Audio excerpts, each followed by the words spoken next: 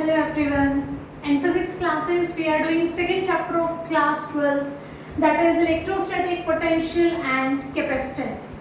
And we have started the topic capacitor. In our previous class, we discussed how can we make the capacitor with the help of conductors. What was the principle of capacitor?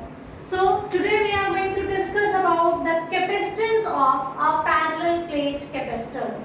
In our previous class, we discussed the various types of capacitors: spherical capacitors, cylindrical capacitors, parallel plate capacitors, and the simplest way to form the capacitor and the most widely used capacitor are parallel plate capacitors. Yesterday we have discussed that we choose two plates, okay, and here when we show the diagram of capacitor, we show the cross-sectional point of view of that capacitors. We are taking the plates perpendicular to the board so that only this edge is visible. Okay, so this is the diagram of parallel plate capacitor. This plate is providing the positive charge by some battery, provided by some battery or some another source, and then this another plate whose one face is connected to the earth is placed very close near to it. Then by induction it achieves the negative charge.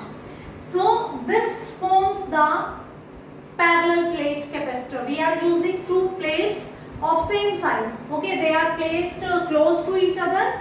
The second one is connected to ground also, to earth also. This was done because of to increase the capacitance of this given conductor. Okay, and now this pair of two conductors is the parallel plate capacitor. In our previous class we have discussed this thing in detail. So today we want to find out capacitance of this capacitor. So how can we find out the capacitance? We know very well that capacitance is given by charge upon potential. We have defined the capacitance, that is the ratio of charge to the potential. Okay, now we need to find out the charge for this capacitor and the potential between these two. So the ratio will give us the capacitance of parallel plate capacitor. Okay, in our previous classes, when we were doing the first chapter, electric charge and field, we discussed the continuous charge distribution. There we discussed three densities: linear charge density, spherical charge density, and volumetric charge density. When we have a continuous distribution of charge in one dimension only, for example on a wire only, we say this is the linear charge density and it was given by charge per unit length. If we have a continuous charge distribution on a plain sheet, then we use spherical charge density and it will be given by charge per unit area, because this plate is of two-dimensional shape example, and rho will give the charge per unit volume. If we have continuous distribution of charge in a volume, in a three-dimensional shape. Okay, so these are our different charge densities. So here, as we are taking the plates and they are the example of two-dimensional object, so we choose the charge density, which one? Spherical charge density. So this plate is having positive charge, so its density is plus sigma, and it is having negative charge, so its density is minus sigma. And as we know that sigma is given by Q upon area, means charge per unit area. Okay, if I am denoting here charge by capital Q, so we are going to write it capital Q. So capital Q will be equals to sigma into A. Surface charge density into area. Area of what? Area of plate. These both plates are identical. Both are having a area. Area of either plate. Anyone you can take, both are identical. So the area of any plate. So that is A, and sigma is surface charge density, which is given by charge per unit area. So we get the value of charge is equals to sigma into A. This is not new. This thing we have already discussed in so many topics in our previous chapter. So now talk about the potential.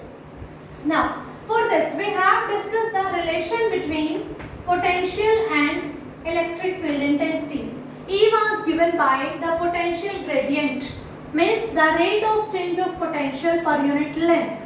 This is small change in potential with respect to small displacement.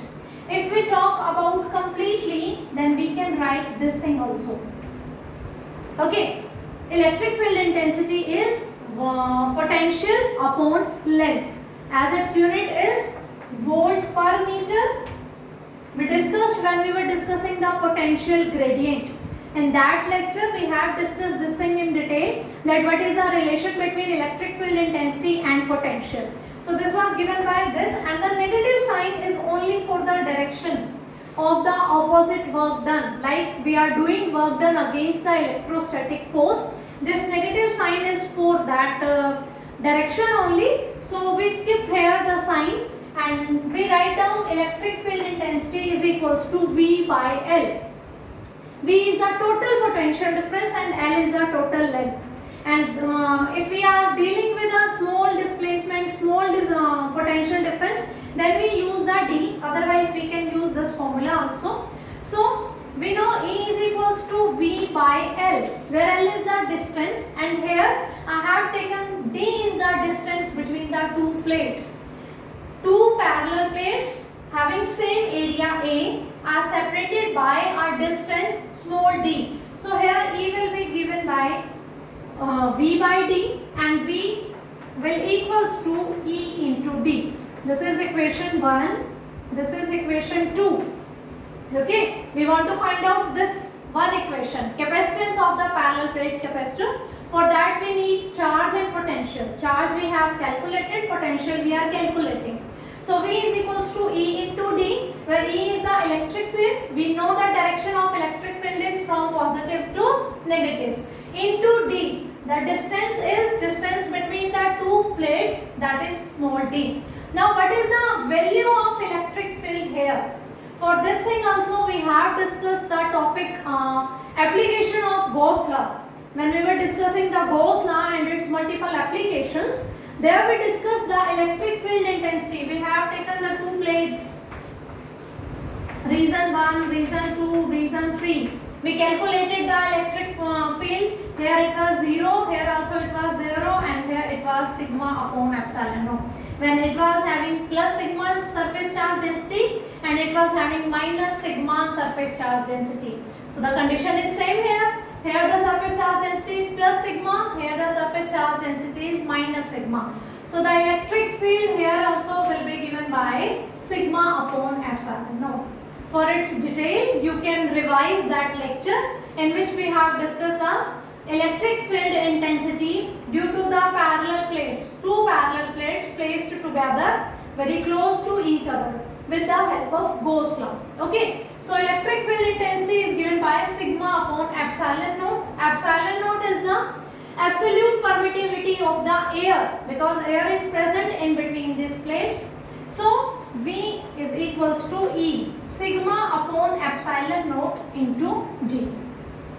So this is the value of our potential. We have calculated the charge as well we have calculated the potential. Both the things we have. So putting the value of charge and potential in the equation 1 using equations 2nd and 3rd in first. So I get C is equals to Q sigma A upon V sigma upon epsilon naught into D. I hope this is clear to you. We know very well that capacitance is given by the ratio of charge to the potential. For parallel plate capacitor, we have find out the charge in the terms of spherical charge density. Why we have calculated this in the terms of sigma? Because we know the value of electric field intensity. It is in the terms of sigma, spherical charge density. That's why. Okay, so we are putting here the same value using the relation between electric field intensity and in potential, and this value we get the value of potential. Now we have put these two values here. Now sigma and sigma will cancel out. This epsilon naught in the denominator, this will shift into the upper numerator. So it will be epsilon naught A by D. So finally we get the capacitance, that is epsilon naught A by D. This is the capacitance of a parallel plate capacitor. And according to the formula, it is very clear that it does not depend on any extra thing. There are only three parameters on which it is depending. Okay, means it is not depending on so many things. It is directly proportional to A, where A is area of plate. We are having two symmetric plates, two identical plates, so they both are having the same area. So we can take area of any plate. C is directly proportional to A. Means capacitance is depending on the area. We have discussed when we were defining the term capacitance that it is depending on the shape, size. Okay, so it is clearing here that it is depending on the size. If we take the bigger plate, of course the capacitance is going to be more because it is depending on the area. If we have one plate and if we have second plate like this and C1, C2, then of course C2 will be greater than C1 as it is having more area. According to the formula, C is directly proportional to this. C is directly proportional to epsilon naught, but epsilon naught is constant here. Absolute permittivity of the air. In our upcoming classes, we are going to discuss the capacitance of parallel plate capacitor with dielectric in between the plates. We put a dielectric slab in between the plates. Okay, so that thing we will discuss later. Firstly, we come to know about that what are dielectrics and what are their effect when we put them in between the plates. So that thing we will discuss later. So there, this epsilon naught will be replaced because one medium will be there. So the medium is also affecting the capacitance. That thing also we discussed when we introduced the term capacitance, that it is depending on the medium in which medium plates are placed. Capacitor is present in which medium. This thing is really affecting the capacitance. The next is C is inversely proportional to D.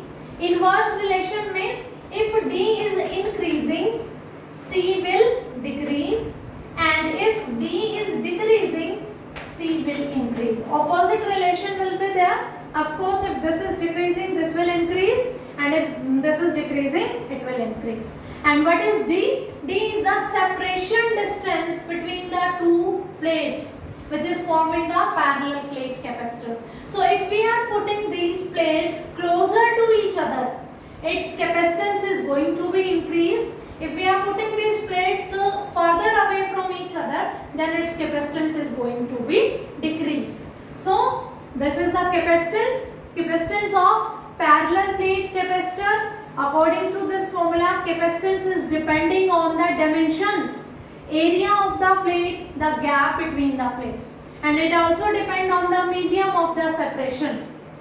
Which medium is separating those two plates? So I hope this topic is clear to you. The capacitance of the parallel plate capacitor. In our previous class we discussed its principle, that how we are going to make the capacitor. So all topics are interrelated. Don't miss any class. Attend the classes continuously. Revise these topics so that you can get everything clear. Otherwise maybe you can face any doubt. So read properly, revise properly. And this is sufficient for this class. In next class we are going to discuss about the grouping of capacitors and what is the need of that grouping. That all things we are going to discuss in our next class. Thank you.